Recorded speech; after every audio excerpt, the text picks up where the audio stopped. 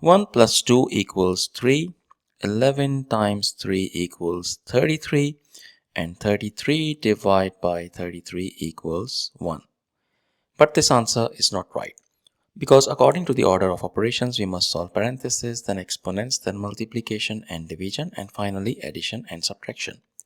Remember, if in any expression we have both multiplication and division present, we must work from left to right, and same applies to addition and subtraction. Now let's rewind and solve this problem the right way. If you notice, in this expression we have three operators present: division, multiplication and addition. But we also have parentheses present, and according to the rules, parentheses have highest priority over anything else. So we need to solve what we have inside parentheses first. So 1 plus 2 equals 3. Our expression simplifies to 33 divided by 11 times 3. Now we have two operators present, division and multiplication.